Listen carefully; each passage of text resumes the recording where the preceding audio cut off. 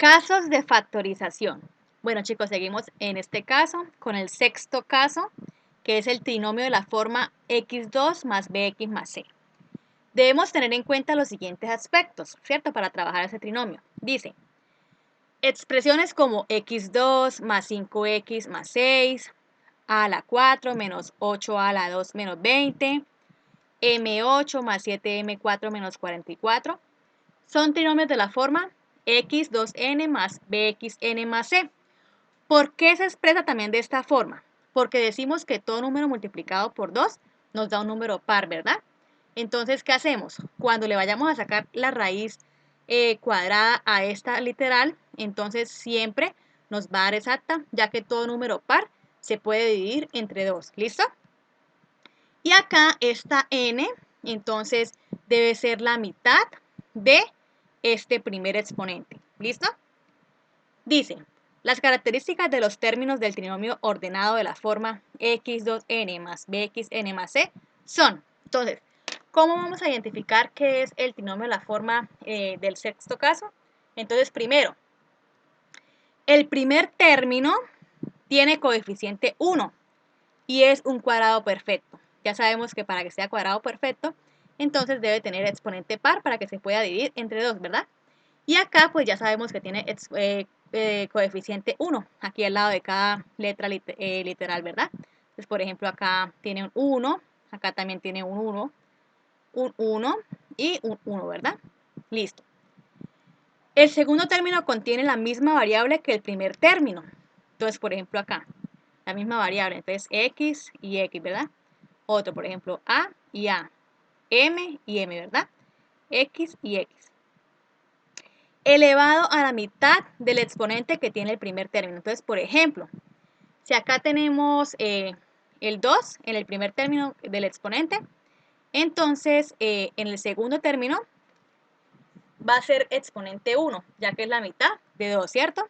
Por ejemplo, acá, el segundo término tiene el exponente 2 porque es la mitad de 4. Acá, el segundo término tiene el exponente 4 porque es la mitad de 8, ¿listo? Y así sucesivamente. Dice, el tercer término es un término independiente, ¿cierto? Como lo podemos observar acá.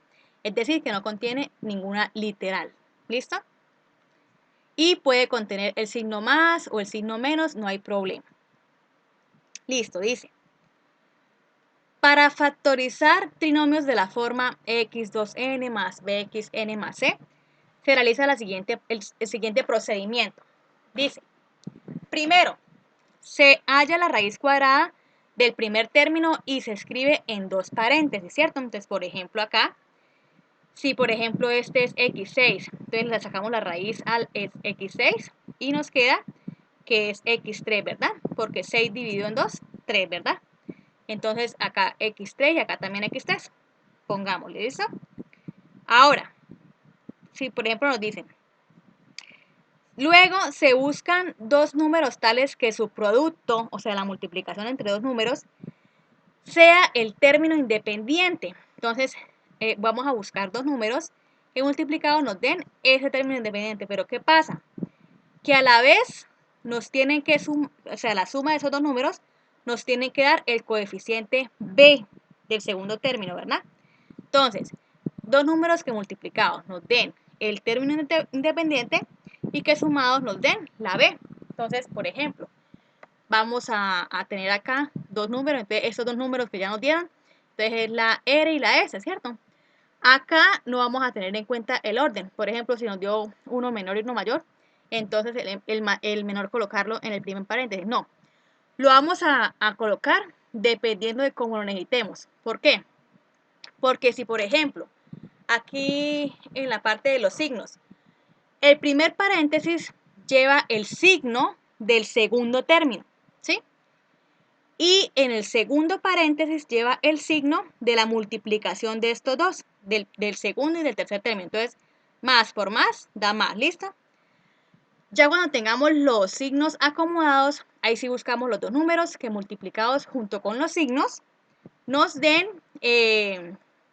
por ejemplo, positiva la C y sumados nos dé positiva la B, ¿cierto?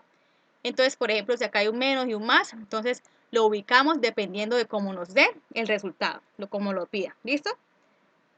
Ahora, aquí dice que donde R más S es igual a B, ¿cierto? La suma de esos dos nos tienen que dar B y la multiplicación entre los mismos dos nos tienen que dar C, que es el término independiente. Entonces se expresa el producto en dos factores de tal forma, dos factores, ¿qué quiere decir esto, no? ¿Verdad? La respuesta. De tal forma que en cada uno se ubique la suma de la raíz cuadrada del primer término con los números R y S, ¿listo?